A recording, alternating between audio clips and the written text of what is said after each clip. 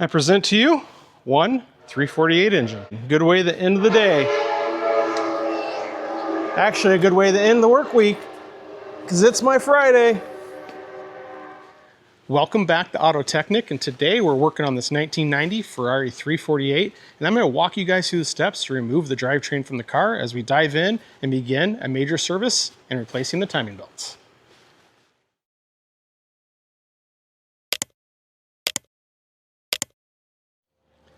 As you guys can see, we're diving right into our 348 today, getting right to work, working to get this engine removed. Now for this particular car, it hasn't had a set of timing belts for about 10 years, so it is well overdue, but we're gonna get everything sorted, comb through it, and give it a fresh bill of health. Now, if you guys are looking to learn some more specific details on this car, jump in the playlist because I have another video where I did my initial inspection on the car, walked you guys through the car, showed you its condition, really what it needs, some good information in 348s in general. You're going to find a lot of that information in that video. Now, this particular car is a 1990 with about 50,000 miles, so it's a fantastic driver's car, and it was in outstanding condition. I was very happy after my inspection. What have I done since we just were here? Well, you can see I've already worked to get the deck lid off. I did one of my most important steps for an engine out is I got our body protection on the car, so I have some crash wrap here on the car so that way my fender covers don't rub into the paint, make any marks, ruin the polish. Same thing up here, we got that all taken care of. I have our trunk liner out. I've already gone through and evacuated the AC refrigerant from the system. We're gonna have to get that broken open. Deck lid is off the car. We can actually bring it down in here, and I have the inner fenders out, so we have a nice view, vantage point. So the inner fenders have a forward panel, a rear panel, and a middle panel. On the rear, take those off, just a bunch of Phillips head screws. Pretty straightforward to get those removed. I removed the small under tray that is underneath the fuel tank, underneath the car. I've already gone through and drained the coolant. I've drained the engine oil, and I've drained the gear oil. So the car is effectively dry, is what I like to refer to it as. So here's my situation. I only have about 30 minutes left of my workday today, so I'm gonna just work and focus on getting our airbox off and getting me set up for a good spot tomorrow. So we're gonna get our inlet hoses here off the airbox, get the airbox unbolted from the subframe. We're gonna take off our inlet hoses here and our airflow meters, get that off. We'll take our wire harness out of here. These hoses for the idle valves, breather lines. It's pretty straightforward to getting these items out. If we have enough time, I might jump over and get the coolant expansion tank out of the way, but just getting that stuff off is gonna burn up the little remaining time I have for today, and it's gonna get us set up to be in a good spot for tomorrow morning, where we'll continue on getting everything disconnected on the top side of this engine in preparation to get the engine out. Good morning. We are back on our 348, continuing on with our engine removal. Yesterday, we really just barely got started on the work on the car. Pretty much the bulk of the work was draining the fluids, getting the car prepped, and really ready for today, because today's goal is to have the engine drivetrain out of the car. That's what I want by the end of the day today. Now, at the tail end of yesterday, I removed the airbox from the car. I also removed the coolant reservoir, which you don't necessarily have to remove, but I like to get it out of the way because it's just a little bit easier, gives me a little bit more space. But also, I'll be doing some other repairs in that area, and I'm gonna need it out anyways. So I just took it out and got it out of the way. And the airbox, air boots, all of that stuff is taken care of now. And you can see that it is front and center. We have a great view of everything we need to get off, removed, and taken care of. And let's talk about our next steps. Where are we gonna focus our attention here? Which I'm gonna focus all my attention and work here at the back of the car. We need to get our exhaust disconnected here from our test pipes, get that taken care of on either side. Quite straightforward. You can see we can just move our air boots out of the way. We will be leaving the muffler in the car. We do not need to remove the muffler. We do not need to remove the rear bumper. I see a lot of people do that during an engine out service. Not necessary. We can leave that in. So we'll get this disconnected. Now, we would normally have to disconnect our cat ECUs right here on either side, but this car, they've already been removed because we don't have cats, so we don't have to worry about those. These oil lines right here that go to our oil tank, there's two hose clamps kind of sneaking down under there. We're gonna disconnect those and keep those with the car. Also note, you can see that these guys are cracking pretty severely. We're gonna be replacing those during the service, get some fresh hoses on there. Get those taken care of. We're gonna get this connector right here disconnected. This one's real easy, just take that off.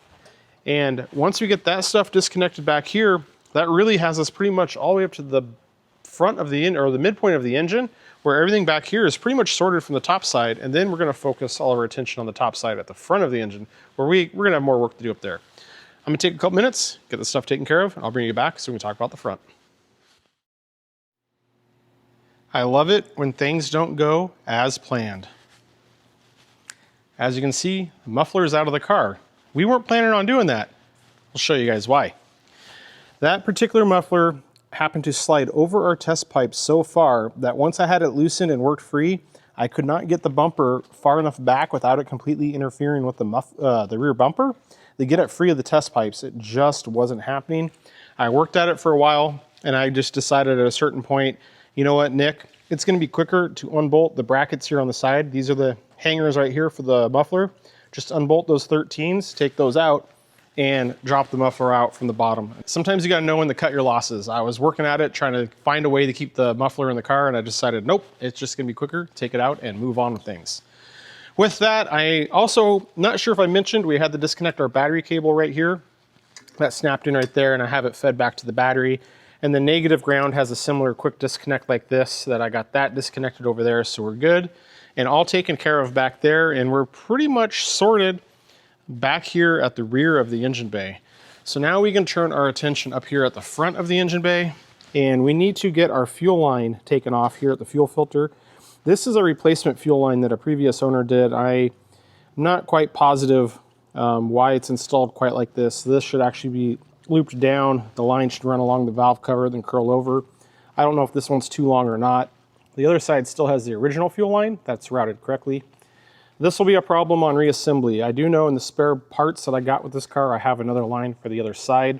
So if I can get this installed, routed cleanly and properly, we'll probably do the same thing on the other side.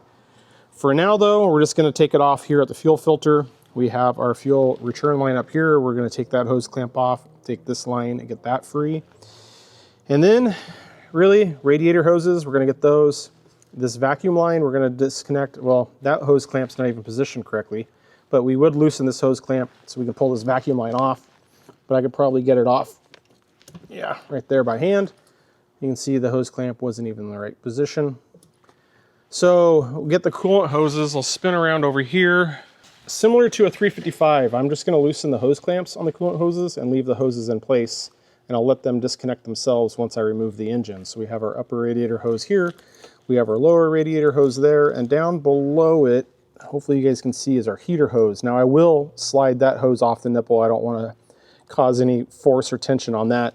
These are kind of in a direction where they pop off pretty easily, and they're not like a 355 or that lower hose. You have to really, there's no way you're getting that off. These ones are actually manageable in the car.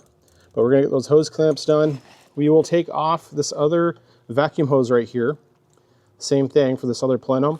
But on this wiring, you can see it feeds right here to our purge valves.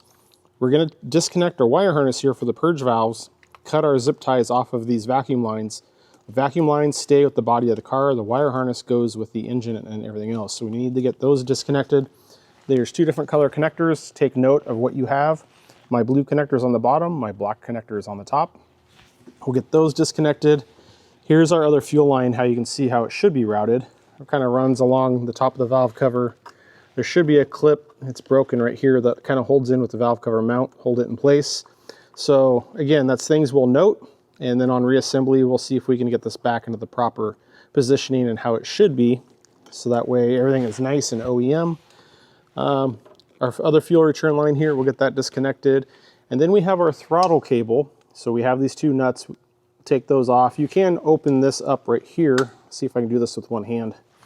If you pull enough slack, there you go. And you can just pull the cable out that way. There is a C-clip and a bracket up at the front that we need to get disconnected so we can slide the cable out. And then a lot of times, I don't know where our cable dropped, but those nuts that are on the back for the adjustment, sometimes you have to take those off to get everything slid through. So by popping the cable off like I did right here, it saves you from messing with the adjustment. But for other reasons, you usually have to take those off anyways. And then I'm looking here. I think once we get that stuff done, we need to do our clutch line right here.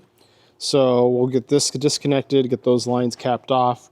We have pretty good access here. And then once we get that stuff taken care of, we're for the most part situated and sorted here on the top side.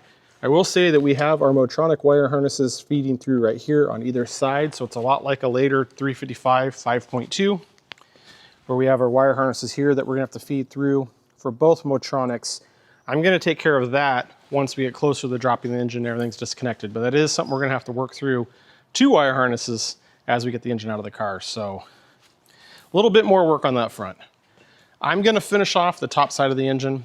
Anything different happens, I'll bring it back, let you know, but we're gonna get this taken care of so that way we get the car up in the air and start working on the bottom side. Before we raise the car up and start working on the bottom side, let's take a peek of what it looks like up here on the top side now. See the hose clamps off for upper and lower radiator. If I get you guys down in there, I got that heater hose, the smaller coolant hose off from the car. Fuel lines, they are disconnected, got those routed out of the way. Charcoal lines, purge valve wiring, all that's taken care of there. We got our clutch line here taken care of, and one trick. This bracket, this block right here bolts to on the frame. You can't really put a lot of force on it because it's the way it's welded onto the frame. So you can see I took that nut off. If you look right there, there's not a lot there. So when you go to reef on this line, because it gets pretty tight, it actually causes this whole piece to flex and deflect, which is not really good. I actually will take this completely off as I did. That way I can put a wrench on this block, and that way I'm not stressing this bracket and everything here. In the long run, it just makes it quicker to get off versus trying to stress it, potentially causing damage, rounding something out. It just makes it easier and cleaner. So we got that taken care of and looked over everything over here, and we're all taken care of on this side, on the front of the engine. Got that sorted. Over here, we did get our throttle cable out, and I will say that this right here is the piece that sits into the bracket on the front, and you can see the small groove there where the E-clip should go. No E-clip on this one. Not uncommon to find little things like that when you're doing these engine out services. Unfortunately, I will say with the age of these cars that they're getting so much older and so many different people have gone through and done the services, it's becoming more and more common where I go through, pull an engine pre-service, and then I find at least a couple things where I'm like, what, why? I have to go back and fix going back together. So that's one of them. We'll add that to the list. We're gonna need to have that throttle cable properly secured. And then same thing over here, fuel lines, they're all taken off. I did kind of eyeball this aftermarket fuel line, and I think I'm gonna be able to route it as the factory line should be when we go back together. So that'll make me feel a lot better about what we got going on, just look a lot nicer. That's all disconnected. Again, everything over here. The one thing I did forget to mention to you guys, AC lines. You gotta disconnect them over here. I already evacuated the system. This car actually, when I did my pre-service inspection, the AC was not even blowing cold, and it actually had barely any refrigerant left in it. That is why we actually have the front all disassembled so we can get to our service ports for our AC. On 348s and 355s, they are in one of the most inconvenient locations. You have to pull the carpet out so you can evacuate the AC. Did that yesterday, so we have all that taken care of there. So from the top side, we're pretty much situated, sorted. And, I'll give it one good look over before we drop the engine, but we're pretty much taken care of there. I did get ahead of ourselves a little bit. I have our NCMs or Motronics out, and that way we can feed our wire harness through the firewall. And just like I was saying earlier, the rubber grommets here, they were never pulled back through the last time this engine out was done on both sides. And that one I actually see very frequently because those can be difficult and frustrating to get pulled back into position and put in place. And a lot of people just, I don't know what their train of thought is. I really don't. I've worked on a lot of different cars. I've seen a lot of people have different standards working on cars. Some people think, that's good enough. I've never understood how someone can think, that's good enough when you're working on a Ferrari. The whole point of a Ferrari is optimizing everything, performance, handling, output of the engine, and you'd think that when you're working on it, you'd want to maximize what you're doing to the car. You can clearly see there's a disconnect from whoever worked on this car and left those things that way and the way I think. We're not the same. Off on my tangent, let's talk about what's next. We need to get the car raised up.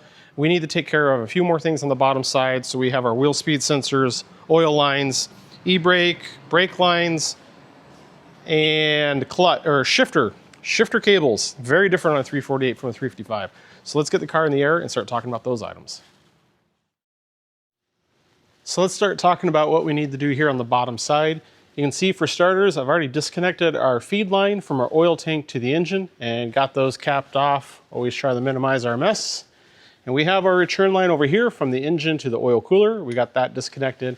This other line that runs from the oil cooler up over to the oil tank in the body, we don't need to do anything with that. That's all staying with the car. That's sorted. You can see that I have our wheel speed sensor disconnected right there, that white connector, and I have the sensor just kind of hanging. That will come out with the subframe on that end. This part stays with the body of the car. So that's all situated over there. Come around over here, and right up here, I have disconnected our brake line. It's just one brake line for both brakes in this particular car, so I have those capped off. That's all disconnected. Same thing, our wheel speed sensor, you can see the connector is over there. I kind of tucked my harness down by the shock. That's disconnected. You can see we have good access here if you want to do the clutch line from the bottom. You know, you'd have to lower the car some, but you can get that sorted out. And then what we have remaining is our parking brake right here. So we will pull this spring off right here from the subframe, loosen these two jam nuts, take those all the way off so I can slide this threaded rod through this plastic housing right here and then pull it out of the subframe and the cable free. I generally do come back over here and take off this clamp and this 10mm nut. That gives me more room to work that cable out and get it out of the way for our subframe to separate right here. Now with our cable right here in the car, this is all that's going to remain. Take a zip tie, wrap it through that cable to this bracket and put just a little bit of tension on it. We want to keep a little bit of tension on these cables here so that way they don't slip off inside the drum for parking brake shoes. That happened to me several times until I started zip tying that to keep just a hair bit of tension on that. And then we have our shift cables. So this is probably the biggest difference from a 355 is that we have cables for the shift actuation, not a rod. Now, this is actually a little bit easier. What I will do is I'll take these zip ties off right here. Now, I will say that these zip ties, that's pretty much, I'd consider that industry standard to put these on this rubber boot to hold this metal plate in. I'll cut those off. I will work to get this metal plate out. It just kind of sits in that boot. And as the boot ages, that's why people put zip ties on it. Get that taken care of. Now I'm looking at it, there should be some zip ties here. You can see where they were and they're not on there. So we'll add that to the list of things to do when we go back together. I'll take off the zip ties. I'll take off this metal plate. I'll take this 10mm nut off with this clamp that holds the cables here into this housing. And then I'll bring you guys back so we can take care of the cables on the inside on the assembly here where they connect to the transmission. Let's see what we have here. E-brake, all disconnected. You can see the zip tie like I was talking about. And our e-brake cable is just swung out of the way, right over here to the lift. Our bracket or clamp is off on our shift cables, zip ties, and our metal plate. And you can see now, it's pretty simple. Just a bolt with a 10mm nut. We'll take that off on either side, and we'll pull the cables out of the rubber boot, and I'll take both cables, and I'll move them aside. And I usually just kind of rest them right up here on the lift arm to keep them out of the way. And then at that point, I am pretty confident we have everything that's needs to be disconnected and removed in preparation to get the engine out done. So there's one more thing we're gonna do while we're down here. We're gonna make our job a lot easier for ourselves on our subframe bolts right here. We're going to remove this bolt up on the top, the whole top row. We're gonna remove all the top row bolts. There's one here, one up under there, and that outside bolt right there. And then I'm gonna come back underneath and remove just one set or one bolt on the bottom. So I'm gonna leave 2 bolts in. Now, I don't know which one I'm gonna remove because I'm gonna set my cart under here and see which one gives me more access. I'll probably remove this one. My cart's gonna sit right here, and then these ones will be easy to get to from the outside when the car's lowered down.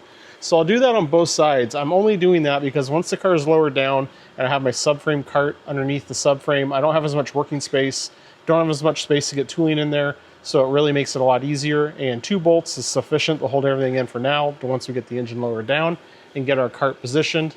One other thing I forgot to mention is there's a ground strap that went right here to the gearbox, so I removed that. That's gonna stay right up here with the body. And you can see pretty clear open view. And once we have the subframe cart done, there's some bolts that's one of the big differences on a 348 versus a 355 is our shock towers. I'll show you that. And then these bolts are pretty similar to a 355. We'll get those out. But we're getting ahead of ourselves. I need to take care of our shifter cables, the extra hardware on the front of our subframe, and then get the car lowered down and on our subframe cart. Now we have the car back down on the ground. You can see that I have my subframe cradle positioned underneath the subframe down here. And it was a little low in the rear, so I just used the floor jack to lift it up a little bit, only until the point to where I have it removed from the body of the car. Then I'll just lower the floor jack down and take it out and not worry about it. So gave everything a look over. Everything should be disconnected. All that remains is our subframe bolts, and then to get the engine out and work our wire harnesses out that are on the firewall, which that's kind of a progressive thing as we get the engine out of the car. Now, we already discussed the subframe bolts at the front and the bottom, so I have the 2 lower outer ones on either side I need to remove. I need to remove this bolt right here and this bolt right down there on either side that holds the subframe to the rear of the car. Now on the shock towers, this is quite a bit different on a 348 versus a 355. You can see I have the hardware off on this side, as opposed to that side, it has all the hardware on. On a 355, our hardware actually comes in underneath and up into the body of the car. On a 348, we actually unbolt the shock mount, but you can see I left that fourth bolt there because if you look at how this is shaped on the body, that stays on, keeps everything in position, so we just need to remove the three to pull it out. Off memory, I swear that I've seen some cars that actually only have two holes that are like this, not just one like this car, but my memory could be playing tricks on me. But either way, you just take those bolts out and it's pretty straightforward, it's simple. But the only real difference here is if you look at our shocks, they're angled inboard like this, and also clearing this shock body to that hole. So what happens is we're gonna be lifting the body straight up, and since these shocks are angled, things get caught up. So a lot of times the threads get caught on the holes, and this part of the shock spring right up here gets caught on the lip right there. So it takes a little bit more work to get the shocks clear of the car and off of the body than it does on a 355. So you just have to keep in mind as you're slowly raising the body of the car up, to keep an eye on these to make sure that they're not getting hung up, because that happens pretty frequently. Let me get the rest of this mounting hardware removed, and then I'll set some cameras up, and let's get this engine pulled out of this 348.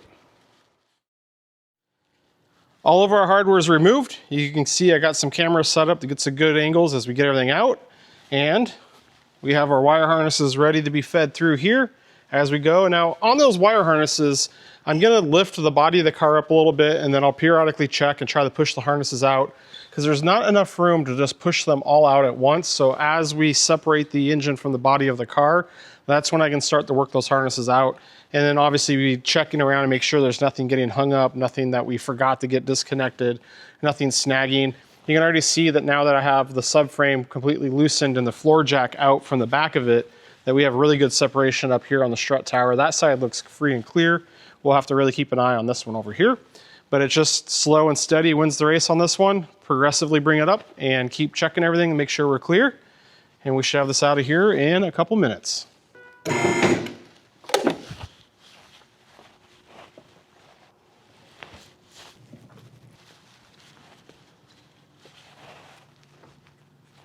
All right. Throttle cable's clear, all of our coolant hoses are off. So we bumped it up and the car came free of the body pretty quickly, a little bit more than I was expecting. But everything looks free and clear so far. Might see if we can work some of this wire harness through.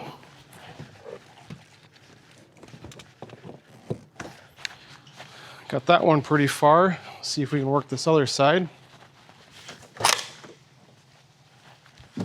So we have pretty good separation. Everything looks good over here.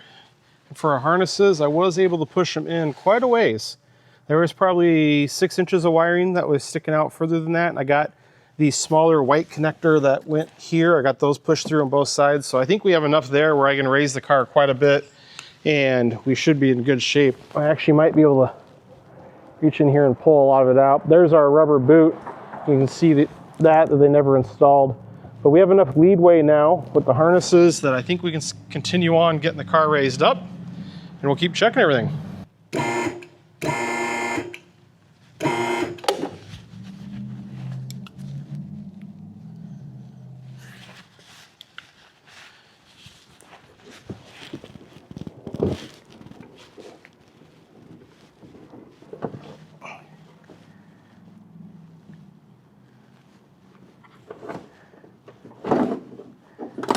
There's one harness through and our rubber boot. Whew. I don't know if that's gonna be savable or not. That guy is mangled. Someone was real rough on this car last time.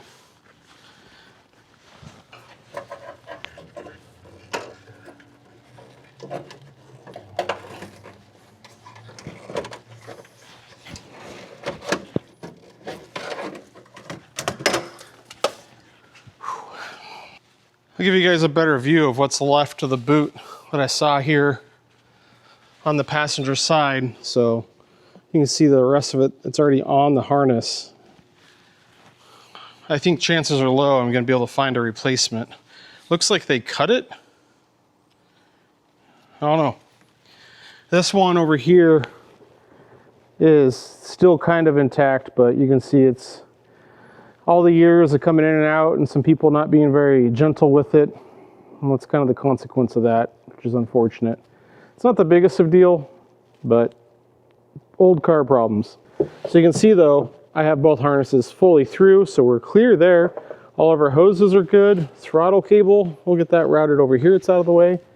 I think we are pretty much free and clear at this point, really. I don't think there's much of anything else that's going to be holding this car or this engine up.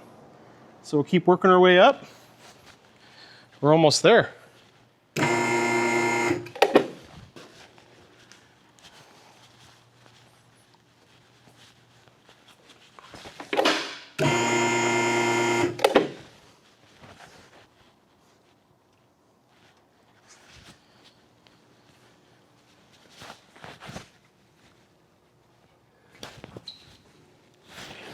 So naturally, this is a lot easier, a bit quicker with extra sets of eyes and hands, but I'm comfortable doing it by myself. I've dropped enough of these out, and we used to have the engine cart, most of the engine carts, I should say, are pretty high. They're about this tall where the engine sits on them, so the body of the car is really high in the air when you're doing this, and it makes it really hard to feed the harness through. We would have to commit somebody to stay inside the car and work the harness through while we were outside the car, checking and clearing and pulling the harness through the gas tank. Since my engine cart is so low to the ground, it makes it really easy to lean into the car, especially since this one's a Targa, to work the harness through. It actually was an unintentional benefit to making this cart. And after doing several engine outs with this lower cart, I actually prefer it. I find it makes it a lot easier for one person to get the engine out versus having the engine stand 4 feet in the air while we're working on the service. And when I'm doing the work on the engine cart, I have a stool that's the perfect height, and it's a great combo. So it's worked out well for me.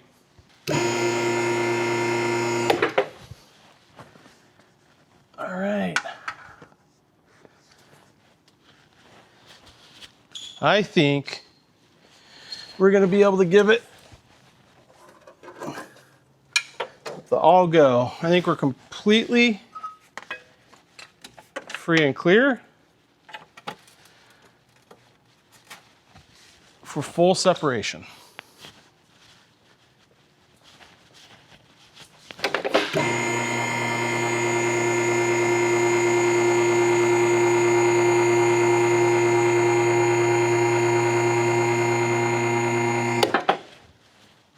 Oh yeah, home free.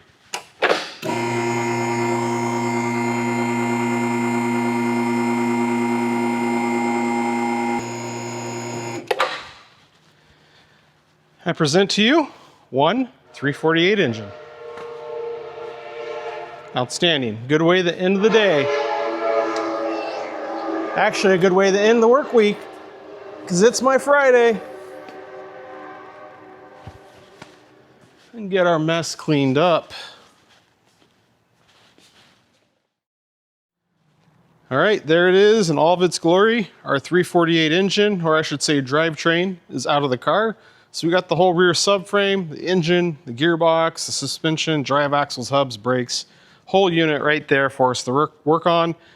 Now we have ample space to do everything we need to do. And the bulk of our work is going to be right up here at the front. So you can see there's not much obstruction up there. We are going to tear more things off of this to get it disassembled so we have a lot more access. We're going to be pulling the timing belt off, obviously. We're pulling the valve covers off. We're going to be moving in, doing a valve adjustment, checking that, checking our camshaft timing. There's quite a bit more that we're going to be doing to this car than just the timing belts. This is why I consider this a major service, not a timing belt service. There's different philosophies on that, and that's a whole nother subject. We'll be going through replacing our ancillary belts, front crank seal, all of our camshaft seals, O-rings. I'm going to walk you guys through all the tricks to get the valve covers to seal up, because this one was obviously leaking some oil.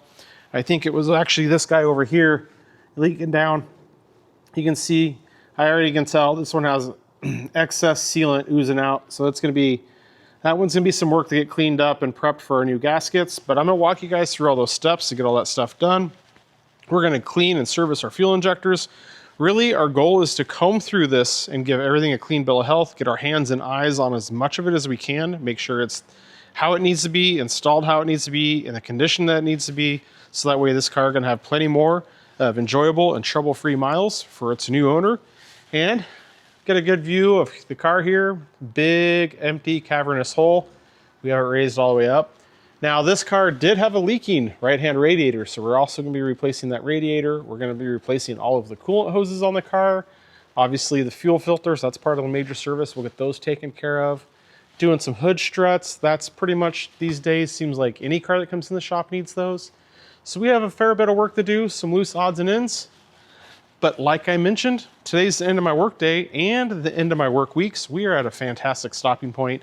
I think we're gonna come back out here next week and just dive in on the timing belt service, but I think you guys are gonna have to wait till next week to see that video. So I just wanna say thanks for watching. I appreciate the support. You guys know the drill. Be sure to like, share, subscribe, hit the hype button, drop a comment below. As always, guys, thanks for watching. We'll see you on the next one.